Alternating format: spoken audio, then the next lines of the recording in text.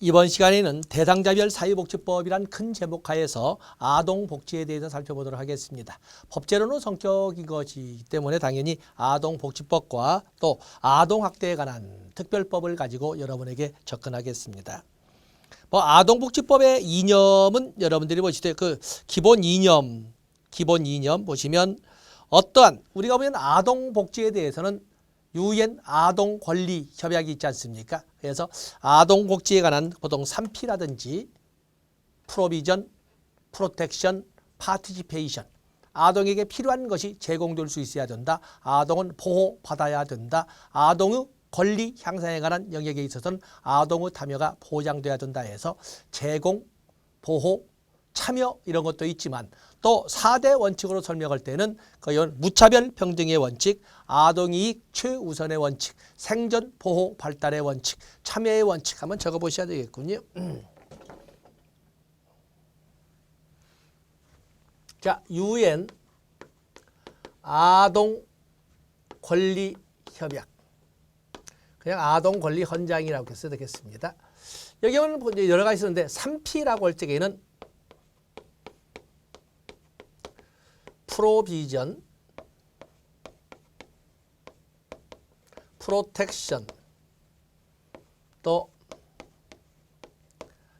파티시페이션 해서 제공되어야 되고 보호받을 수 있어야 되고 그리고 참여가 허용돼야 된다라는 것을 이렇게 3대 원칙이라고 쓰기도 하지만 또 그런가 하면 4대 원칙이란 말로 이렇게 출제하시는 분은 무차별 평등의 원칙, 무차별 평등의 원칙, 또 아동이익 최우선의 원칙, 그리고 생존,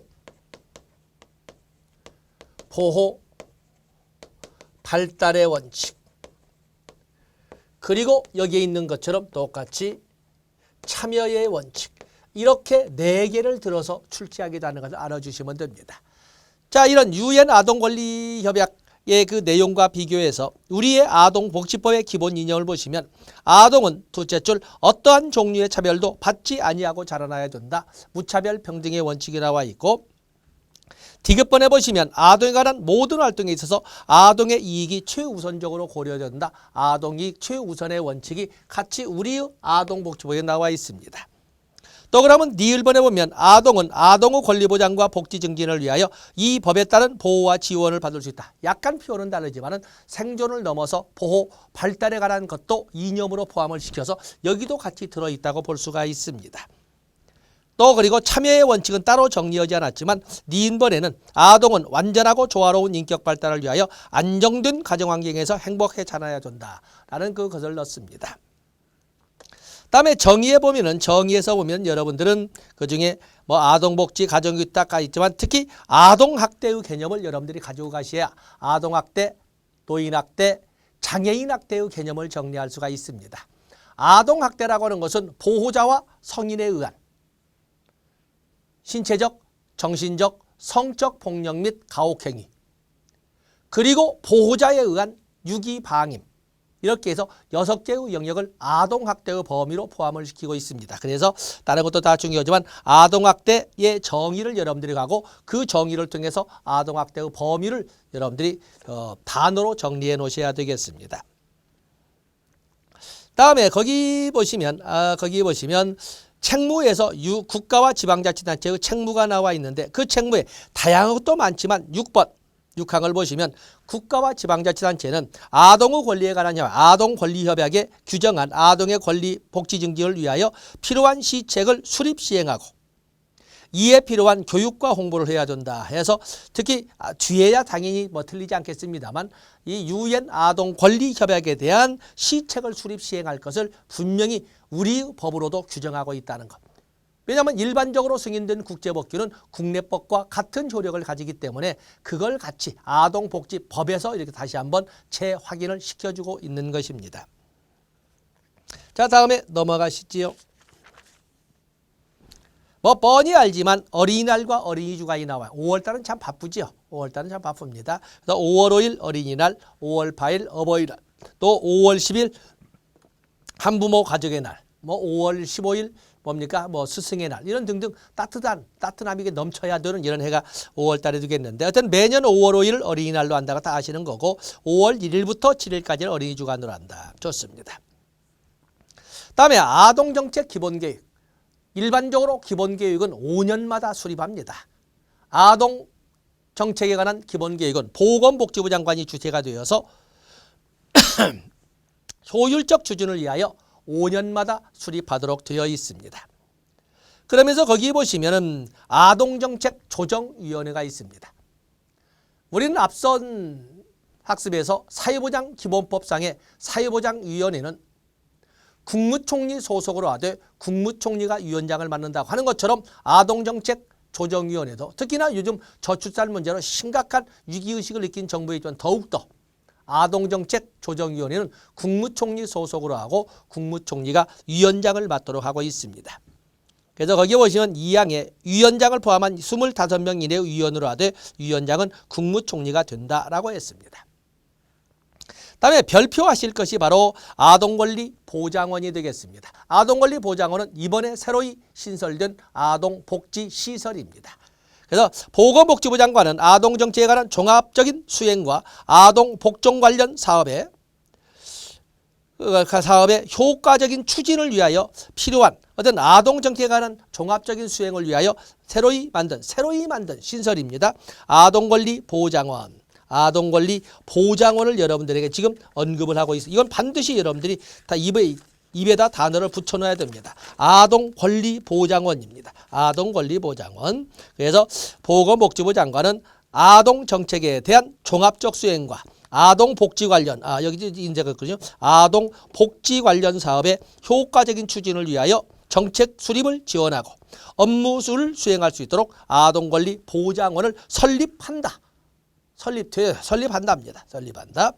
그래서 보장원에 보시면 거기에 보장원 5번에 보시면 기부금 부모 모집 및 사용에 관한 법률에도 불구하고 기부금품을 모집할 수 있습니다. 우리가 보면 기부 그러면 사회복지공동모금회법에 의해서 사회복지공동모금회를 단일 창구로 하고 사회복지공동모금회 명의로 하는 것을 원칙으로 한다 이렇게 되어 있지만 그래도 효율적 모금을 위하여 언론기관을 창구로 지정하고 그 언론기관 명의로 모금할 수도 있지 않습니까? 그런 것처럼 아동권리보장원은 여기에 기부금품 모집할 수 있다. 거기다가 시험장에서 보면 또 다른 느낌이기 때문에 기부금품 모집할 수 있습니다. 그래서 기부금품을 모집할 수 있다에다가 중요 표시하시면 되겠습니다. 다음에 오른쪽 페이지에 또 중요한 것이 있습니다. 일반적으로 기본계획은 왼쪽 페이지에서 본 것처럼 5년에 한 번씩 기본계획을 수립하는 데 비해서 실태조사는 3년에 한 번씩 하는 것이 일반적입니다. 극히 예외적으로 5년마다 실태조사를 하는 경우가 있는데 그중에 하나가 아동 종합실태조사가 되겠습니다. 일반적으로 실태조사는 3년마다 한다고 다 되어 있습니다. 그중에 예외로서 5년마다 하는 것이 뭐 자살자 실태조사 이런 것도 있지만 아동 종합 실태조사는 5년마다 라는 것을 꼭 숙지를 해 주셔야 됩니다. 다음에 새로이 시행된 것이 새로이 법률이 이제 포함된 것이 거기에 보면 아동정책 영향평가가 나와 있습니다. 국가와 지방자치단체는 아동 관련 정책이 아동복지에 미치는 영향을 분석평가하고 즉 아동정책의 미치는 영향력을 분석평가하고 이게 바로 아동정책 영향평가라고 합니다. 그 결과를 아동 관련 정책의 수립 시행에 반영하여야 된다. 그래서 영향평가가 새로이 신설된 제도이자 정책이라는 것을 알아주시면 되겠습니다. 다음에 그에 비해서 시도나 시군구에는 아동복지 심의위원을 둔다. 그 정도 보시면 됩니다. 다음에 사회보장급여법 규정에 의해서 사회복지 전담공무원이 시도, 시군구, 읍면동, 사회보장사무 전담기구에 두도록 되어 있는 것처럼 또 아동복지에 관련되어서는 아동복지공무원이 있습니다. 아동복지공무원은 시도, 시군구에 두도록 되어 있습니다. 사회복지 전담공무원은 시도, 시군구뿐만 아니라 읍면동 그리고 사회보장사무 전담기구까지 둘 수 있도록 하고 있지만 아동복지공무원은 시도 및 시군구에 두도록 하고 있고 사회복지사 자격을 가져야 됩니다. 그래서 여러분들은 공무원에 대해서 저희 여러분들이 신경을 써보셔야 되고 또 사회복지사업법에서 본 것처럼 소위 학교 사회복지사 신설되는 학교 사회복지사에 대해서도 한 번도 잊지 않도록 언제나 책상 앞에 적어 놓으셔야 될 겁니다. 그다음에 아동위원도 있습니다. 아동위원은 공무원이 아닙니다. 아동위원은 시군구에 둡니다. 아동위원은 시군구에 둔다. 명예직으로 하되 수당을 지급할 수 있다. 그래서 아동복지공무원에 관한 사항이나 아동위원회에 관한 사항은 물론 공무원이고 명예직이지만 모두 조례로 정하도록 되어 있습니다. 자, 넘어가십니다. 그다음에 아동보호서비스가 이렇게 나와 있는데 아동보호서비스. 거기 보면 우리가 아동복지에 대한 기본 이념으로서 무차별 평등의 원칙, 아동이익 최우선의 원칙, 보호 발달에 관한 지원의 원칙, 또 건강한 환경 속에서 자라날 권리의 원칙, 뭐 이런 것도 같이 포함을 하고 있는데, 자, 이 보호조치. 시도지사, 시장군수구청장은 그 관할 구역에서 보호대상 아동을 발견하거나 보호자의 의뢰를 받은 때에는 아동의 최상의 이익을 위하여 보호 조치를 하여야 한다. 당연한 도덕적인 것 같지만 쭉 보시되 사항에 보시면 누구든지 보호 조치에 관련하여 그 대상이 되는 아동복지시설의 종사자를, 아동은 당연하고 아동복지시설의 종사자를 위협하는 행위를 해서는 아니 된다. 역시 보셔야 됩니다. 그러면서 이 아동복지에 관련된 보호 조치를 취하는 시설 종사자나 이런 경우에 거기에 보면 그런 경우에 아동의 가정유탁의 방식을 택할 수도 있는데, 자, 5항을 보십시오. 시도지사, 시장군수구청장은 아동의 가정유탁 보호를 희망하는 사람에 대하여 범죄 경력을 확인하여야 한다. 당연하죠. 요즘 아동복지에 대해서는 아주 심각하게 우리가 접근하기 때문에 범죄 경력 확인해야 된다. 그래서 4항과 1항은 도덕적인 최상의 이익을 위하여, 다음에 4항, 5항을 여러분들이 읽어봐 주시면 되겠습니다. 다음에 보호 대상 아동의 취소 조치가 나와 있는데, 보호 조치 중인 보호 대상 아동의 연령이 18세에 달하거나 18세에 달하면 아동에서 벗어나잖아요. 아동복지법에 아동의 연령은 18세 미만 아이입니다. 그런데 18살이 되면 아동의 범위에서 벗어나기 때문에 아동보호시설에서 퇴소해야 됩니다. 원칙이 그렇습니다. 그러나 우리가 보고자 하는 것은 2항이지요. 원칙은 18세가 넘었으면 퇴소 조치를 하여야 하지만 그럼에도 불구하고 대학교 이하, 즉 대학원은 안 되지만 대학을 다니고 있다거나 아니면 아동양육시설이나 직업능력개발훈련시설에서 교육이나 훈련을 받고 있거나 또는 계속해서 보호나 양육할 필요가 있거나 하는 경우에는 그 기간을 연장할 수 있다. 이게 바로 실질적 법치를 하고 있는 거지요. 실질적 법치. 다음에 금지 행위를 저지르게 되면 다 징역형이나 벌금형을 물도록 되어 있습니다.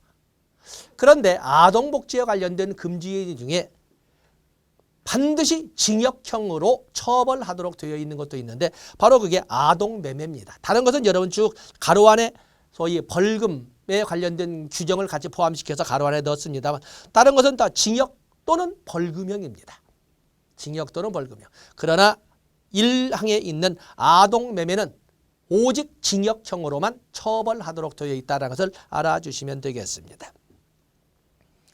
다음에 아동학대의 예방과 방지가 나와 있는데 아동학대. 거기 보면 국가와 지방자치단체는 유치원의 유아 또는 초중등 교육에 따른 학교의 학생에 대한 아동학대의 조기 발견 체계 및 지역 아동보호 전문기관 등 관련 기관과의 연계 체계를 구축하고 학대 피해 학생 등이 유치원 또는 학교에 안정적으로 적응할 수 있도록 지원하여야 한다.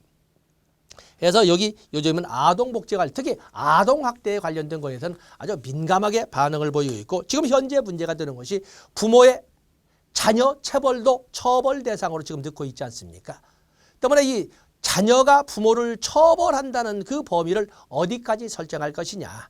우리가 가끔 인터넷 보면 뭐 미국에서 엄마를 고소했니 아빠를 고소했니 이런 그 문장이 나올 때 약간 선을 하면서도 피식피식 웃었는데 그것이 우리에도 지금 적용이 되고 있는 것입니다. 그래서 보호자에 의한 보호자 및 성인에 의한 신체적, 정신적, 성적 폭력 및 가혹행위, 그리고 보호자에 의한 유기방임을 아동학대의 범위로 설정하고 있는데, 지금 이제 구체적인 단어로서 자녀에 대한 처벌을 아동학대의 범위로 설정을 할 적에 어느 정도까지 선으로 할 것이냐. 지금도 아직도 논란의 소지는 있지만 그러나 법률안은 들어와 있습니다. 그래서 아마 그건 당연히 자녀 처벌에 대한 것도 처벌 대상이 되도록 하고는 있습니다만 그 선을 어디로 자를 것인가가 지금 아직은 결정되지 않은 상태입니다. 자, 넘어가시지요. 가운데 보면 아동학대 예방의 날이 있습니다.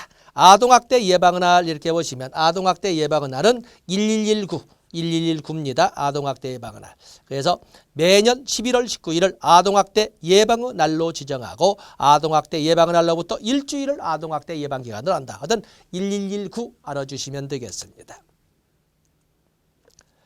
다음에 아동학대 관련 범죄자의 취업 제한은 여러분들이 읽어보시고, 자, 여러분들이 볼 것은 오른쪽 페이지 아동안전교육입니다.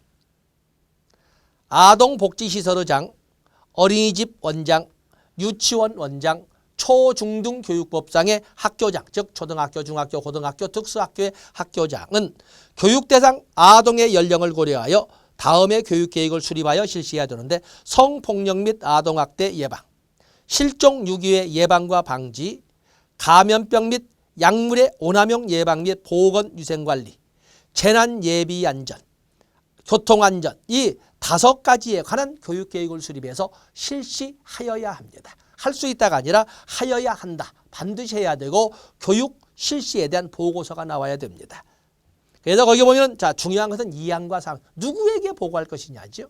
아동복지시설이나 어린이집의 원장은 누구에게? 시장군수구청장에게. 왜냐하면 어린이집은 시장군수, 국공립어린이집이 아닌 경우에는 시장군수구청장의 인가를 받아 설립하지 않습니까? 그러다 보니까 당연히 이러한 교육을 실시했다는 그 결과 보고서를 시장군수구청장에게 보고해야 됩니다. 또 아동복지시설은 왜 시장군수구청장에게? 아동복지시설도 국가나 지방자치단체가 설치 운영하지만 국가나 지방자치단체 의무자가 사회복지시설을 설치 운영할 때는 시장군수구청장에게 신고하여야 하지 않습니까? 그렇기 때문에 아동복지시설의장이나 어린이집의 원장은 시장군수구청장에게 보고해야 됩니다. 그에 비해서 유치원의 원장이나 또는 초중등교육법에 학교장은 누구에게? 관할 교육감에게, 교육장 아닙니다. 관할 교육감에게. 왜냐하면 고등학교가 있기 때문에 중학교까지는 교육장의 관리지만 고등학교부터는 교육감, 시도 교육감의 관할이거든요. 그래서 초중등교는 교육감에게 보고하도록 되어 있습니다. 그래서 보고 대상, 보고 주체가 누구냐를 여러분들 알아주셔야 됩니다. 다음에 별표, 아동보호구역과 영상정보 처리기기가 나와 있습니다. 거기 보시면 국가나 지방자치단체는 아동보호구역,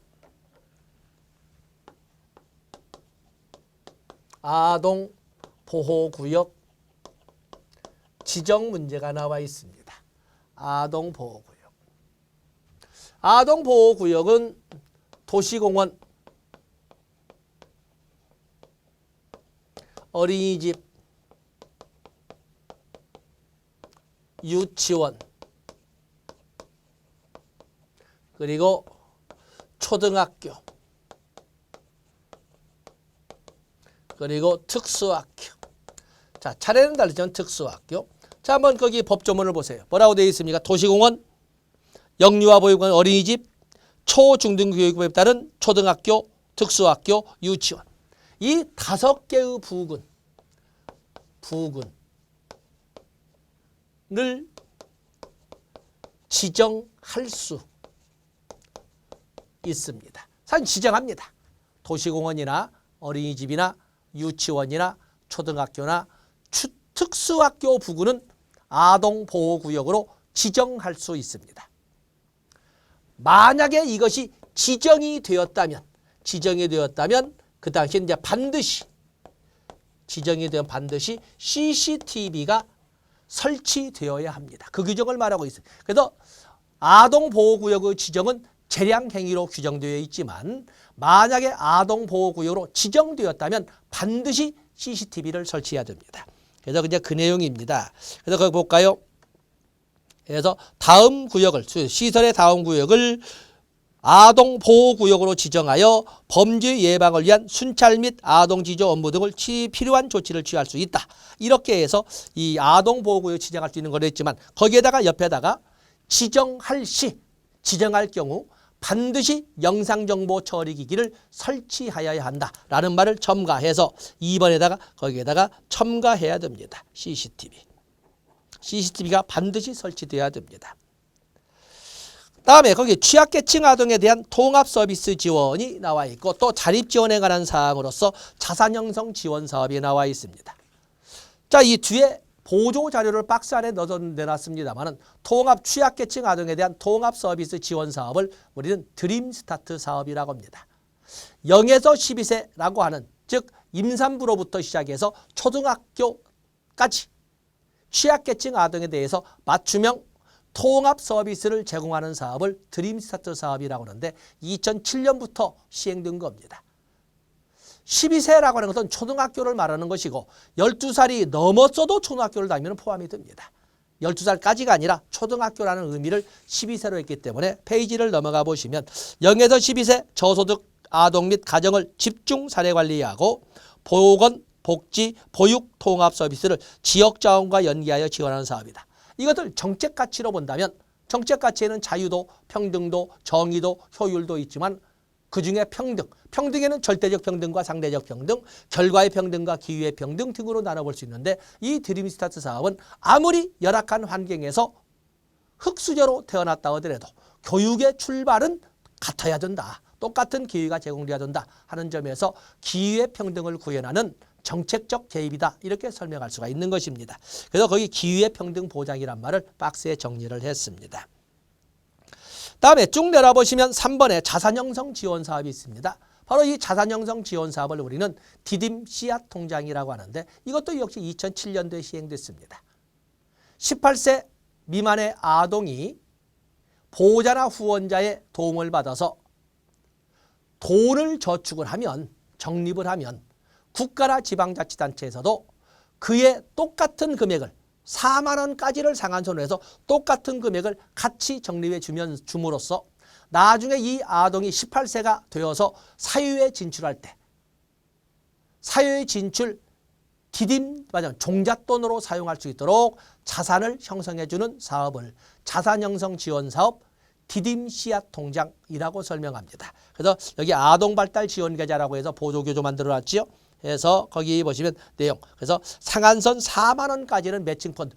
물론 아동의 입장에서는 4만 원이 아니라 40만 원까지도 적립할 수 있습니다. 얼마든지 적립하는 것은 상관이 없지만 지방자치단체가 매칭 펀드로 같은 돈으로 메꿔주는 금액은 4만 원까지만 같이 메꿔주는 것입니다. 물론 우리가 현실적으로 설사 4만 원씩을 도와서 8만 원 곱하기 10년을 했다면 그래도 이자까지 해야 겨우 1,000만 원 되는데 오늘날 물가로 볼 때 1,000만 원 가지고 애들이 어떻게 홀로서기를 할 수 있을까? 참 막막하지 않습니까? 그래도 이렇게 돕는 분위기가 있다는 것을 가져서 너무 얼음바닥으로 내팽개치지는 않는다는 것을 보여주는 것이지 이것이 실질적으로 18살짜리가 홀로서기를 할 때 도움이 된다는 생각은 못하지요. 그러나 어쨌든 국가는 이런 뜻을 가지고 좀 더 앞으로 가면 갈수록 이런 것들도 좀 더 현실화되지는 않겠습니까? 그래서 아동발달 지원계좌가 아동복지법에 근거한 아동 자산형성 지원 사업으로서 만들어진 거고 2007년도부터 시행됐다는 것을 알아주시면 되겠습니다. 다음에 우리가 새로이 신설된 것이 바로 다함께 돌봄센터입니다. 다함께 돌봄센터는 2019년도부터 이제 2017월부터 시행이 되겠습니다만 시도지사 시장군수구청장은 초등학교의 정규교육 이 외유 시간 동안 방과 후 돌봄 서비스를 실시하기 위하여 다함께 돌봄센터를 설치 운영할 수 있다. 이 다함께 설치 어찌 보면 이제 이 문제가 방과 후 방임될 수밖에 없는 또는 유기나 방임될 수밖에 없는 이런 그 아동의 보호를 위하여 이런 다함께 돌봄센터를 설치한다고 하는데 잘못하면 이 다함께 돌봄센터의 뜻은 가상하고 구체적인 범위는 어디까지 될지는 모르지만은 잘못하면 지역아동센터와 그 역할이 겹치는 영역도 있을 것이다 하는 생각은 듭니다. 그래서 어쨌든 간에 새로이 2019년도 4월부터 시행된 제도로서 다함께 돌봄센터가 새로운 제도로 시행됐고 또 더욱더 이것도 법은 마치 우리가 작업장법에서 나온 것처럼 법이야 그리고 정책이야 국가나 지방자치단체가 만들어서 운영할지 보지만 모두 2항에 뭐라고 되어 있습니까? 시도지사 시장군수구청장은 다함께 돌봄센터의 설치 운영을 법인이나 단체에 위탁할 수 있다라고 이렇게 함으로써 다소 문제점을 야기하고는 있습니다. 어떤 새로이 신설된 제도로서 다함께 돌봄센터가 있다. 지역 아동센터와 역할이 겹치는 면도 없지 않아 있을 것이라는 생각을 하고 있습니다. 다음에 아동복지전담기관에는 두 가지가 있습니다. 아동복지전담기관에는 아동보호 전문기관과 아동보호 전문기관과 가정위탁지원센터가 있습니다.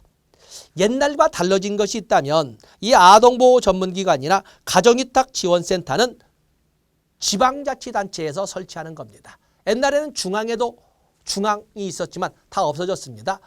그래서 아동보호 전문기관과 가정위탁지원센터는 거기 아동보호 전문기관, 지방자치단체는 학대받는 아동의 발견보호 치료에 관한 신속처리 및 아동학대 예방을 담당하는 아동보호 전문기관을 시도 및 시군구에 1개 이상 두어야 한다. 누가? 지방자치단체가. 중앙은 아닙니다. 다음에 가정위탁지원센터도 주체가 누구예요? 지방자치단체는 보호대상 아동의 가정위탁 사업을 활성화하기 위하여 시도 및 시군구에 가정위탁지원센터를 둔다. 이렇게 해서 이제는 아동보호 전문기관과 가정위탁지원센터는 지방자치단체만의 사업이라는 것을 알 수가 있습니다. 중앙은 관련이 없습니다. 그렇기 때문에 만약에 이 아동보호 전담기관으로 아동보호 전문기관이나 가정위탁지원센터가 나올 때 중앙이란 말이 나오면 무조건 틀린 것이 되겠어요. 아시겠죠? 다음에 아동복지시설 11개가 됐습니다. 11개. 아동복지시설에 11개. 옛날에도 11개였다가 8개로 줄었다가 다시 11개가 됐는데 옛날에 아동복지시설로 존재하고 있다가 없어진 걸로서는 아동 단기보호시설. 보세요. 박스를 보시면 아동 일시보호시설은 있으나 아동 단기보호시설은 없습니다. 또 자립지원시설은 있으나 아동 직업훈련시설은 없습니다.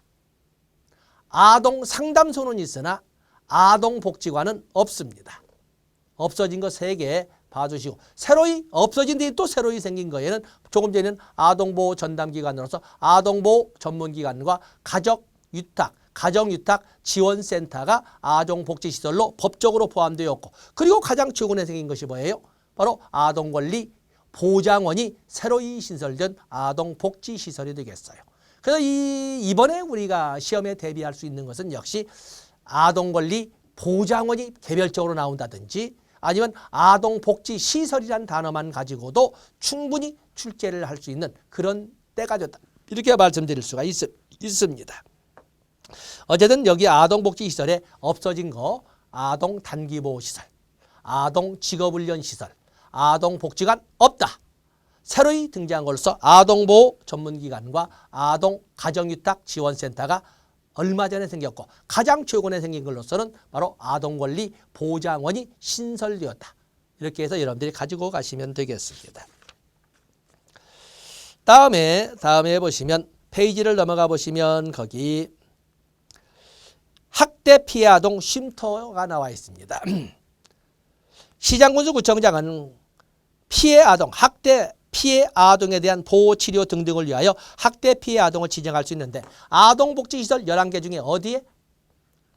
시장군수구청장은 공동생활가정 중에 아동복지시설에 보면 공동생활가정이 있지 않습니까? 그렇기 때문에 학대 피해 아동 전용 쉼터, 학대 피해 아동의 쉼터는 공동생활가정에 지정할 수가 있습니다. 그렇죠? 그래서 여러분 출처는 것은 공동생활가정 그리고 지정이란 단어에 체크를 해놓으시면 되겠습니다.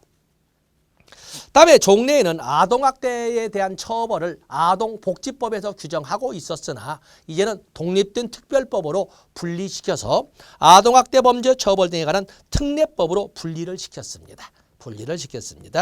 그래서 거기 보면은 여러분들은 아동학대 범죄 처벌에 관한 특례의 내용으로서 물론 형법적 적용에 가깝게 되어 있습니다만 2번에 보시면 상습적으로 아동학대 범죄를 정한 자는 죄로 정한 형의 2분의 1까지 가중한다. 2분의 1을 가중 처벌하도록 되어 있습니다.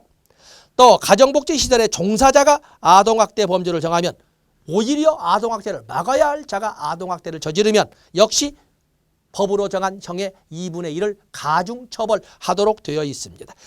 가중할 수 있다가 아니라 가중한답니다. 그렇기 때문에 2분의 1의 범위 내에서 이렇게 하는 것이 아니라 2분의 1까지 가중. 형이 1년이면 1년 6개월로 선고가 될 겁니다.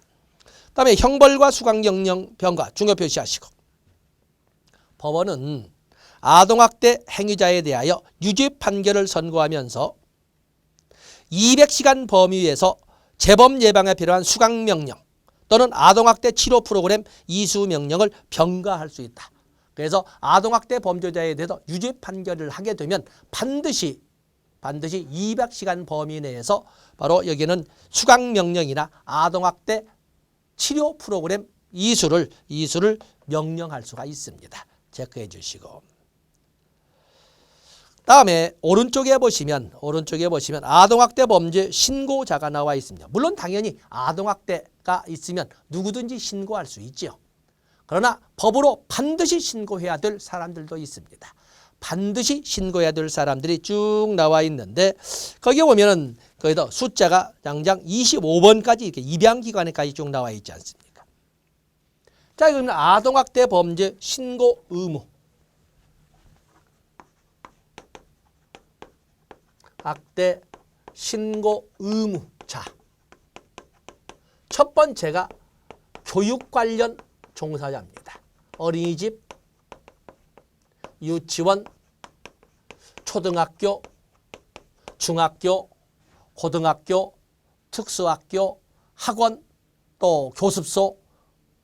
여기 있는 사람은 몰랐어요라는 말을 인정하지 않습니다. 옛날에는 그렇지 모를 수가 있지만 애들이 학원을 안 나왔는데 애들이 유치원을 안 나왔는데 애들이 어린이집을 안 나왔는데 관심이 없었다? 그렇다면 바로 또 애들이 보면은 적어도 선생님들 관심 있게 하나하나를 봐야 돼요. 그냥 웃는지 쓸쓸하게 웃어주는지도 봐야 돼요.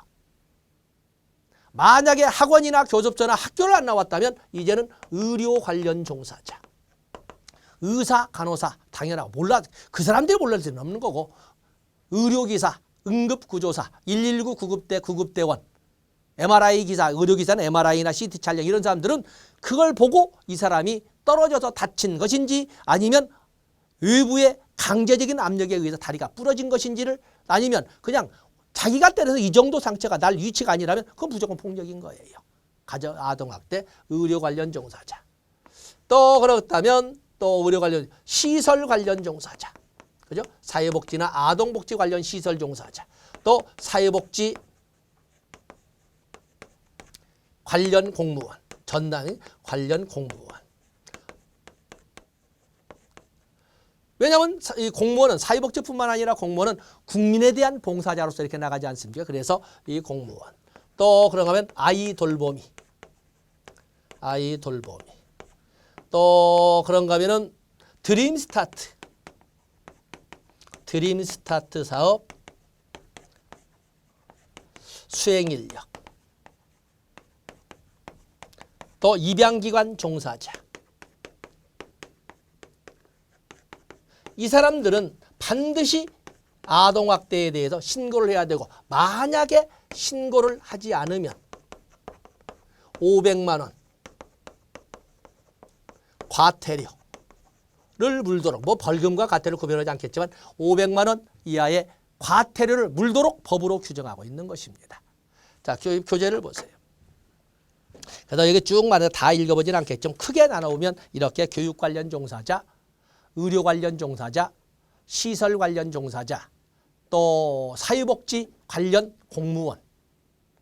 또 그런가 하면 거기 여러분들 보면은 23번에 아이돌봄이 24번에 취약계층 아동에 대한 통합사업, 즉 드림스타트 사업 수행인력, 25번에 입양기관 종사자. 다 법으로 만약에 하지 않으면 사항에 있는 것처럼 500만 원 이하의 과태료를 부과한다. 이렇게 법으로 규정되어 있는 것입니다. 자, 다른 내용도 많지만 이런 정도가 아동복지에 대해서 수험생으로서 가져가야 할 영역이라고 할 수가 있겠습니다. 자, 이 시간은 여기까지 하고 다음 시간에 노인복지로 넘어가도록 하겠습니다. 고맙습니다.